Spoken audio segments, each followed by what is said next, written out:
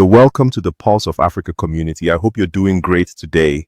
If you're joining us for the first time, don't hesitate to like, share, and subscribe to stay informed and connected to Africa's most important news reports.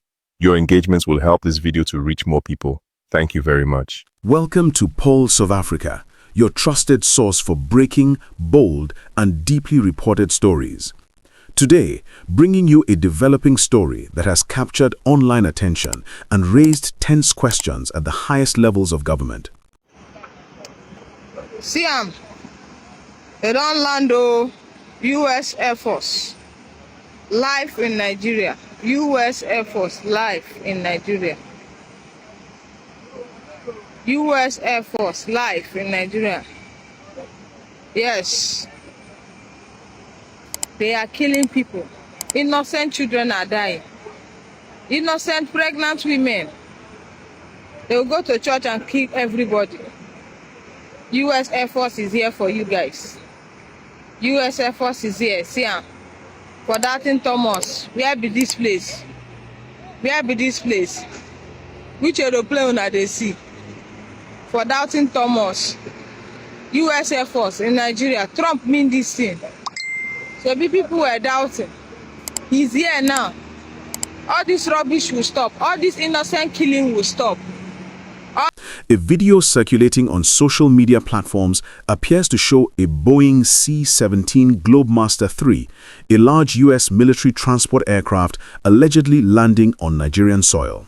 Accompanying the footage are claims that the U.S. Air Force has deployed troops to Nigeria, a move some say is being driven by the country's deepening insecurity, particularly in regions plagued by banditry. The clip was widely shared on Twitter and other social networks. In one viral post, a video is clipped with others to repeat the alleged claims, with the text over. Tier text reads, "The U.S. Air Force is here for you guys." The caption claims the plane landed recently, insinuating a full-scale U.S. military intervention in response to the chronic violence across Nigeria. Some viewers linked these rumors to previous statements by U.S. President Donald Trump, who warned that if the Nigerian government fails to protect Christians from violence, the U.S. would not hesitate to take military action. But despite the sensational tone of the video, official sources reject the reports outright. The presidency of Nigeria publicly dismissed the claims, calling them false and misleading. Special Assistant to President Bola Tinubu on social media, Dada Olusegun, responded sharply to the viral post. Independent fact-checkers, including Africa Check, have concluded that no U.S. fighter jet or military heavy-lift aircraft has been confirmed to land in Nigeria. Reverse image searches on the images used in the posts reveal they are unrelated. One supposed fighter jet is likely a U.S. Navy Super Hornet, and another photo of military vehicles traces back to unrelated videos. While the U.S. presence in Nigeria is being denied, the backdrop for many of these rumors is very real: rising insecurity, mass kidnappings, and political tension. In Niger State, over 300 school children and 12 teachers were recently abducted from St. Mary's Catholic School in Paperi. All right. So we have seen video of the U.S. military carrier in Nigeria, though we don't know their mission yet. But of course, a couple of days ago, we saw news that the Nigerian Chief of Defense has gone to U.S. to sign a deal with the Secretary of War in U.S. And according to them, that deal is that the U.S. is going to provide Nigeria with intelligence, with weapons, and with everything that they need to fight insurgency in Nigeria. And after listening to that news, I began to nod my head. I say, what really is going on in Nigeria? What is going on? Because you cannot tell me that we are facing high rate of insecurity in Nigeria, which seems that our leaders cannot fight. And yet, somebody that can do this has said, okay, I'm coming to do it for you. And you say, no, don't come. Reason that thing. Don't you think that there is something behind it? Every day in Nigeria, we are neither hearing of kidnapping, banditry, terrorism, all sort of, insecurity is going on daily basis in Nigeria. And the people that know how to do this the best have said, okay, I'm coming to do it. And our leaders, our politicians are telling them not to come. The best thing they could do was to run to US to sign a deal with them that don't come but give us intelligence, give us weapon to use to fight these people. Now I ask, all the weapons they have been buying from all these countries, a couple of months ago about The United States government has expressed concern.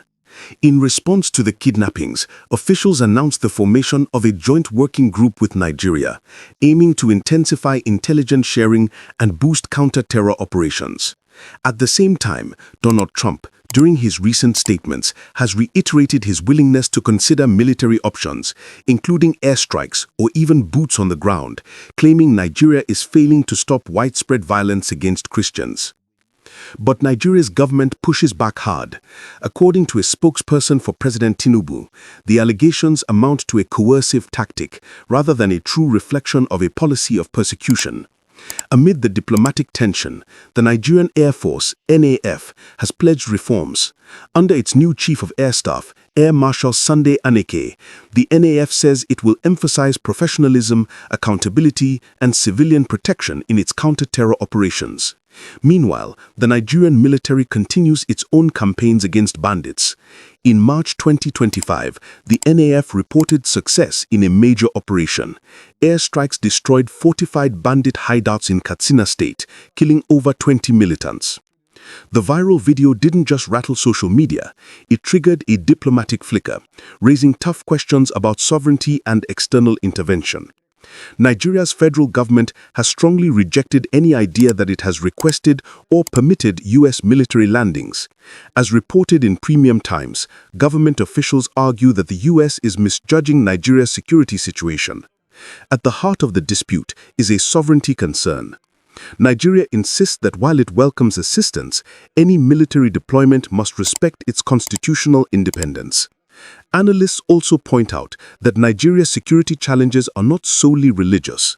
As the Nigerian Information Minister has noted, the violence reflects complex conflict dynamics, including terrorism, armed criminality, and localized insurgency that cannot be reduced to a single narrative.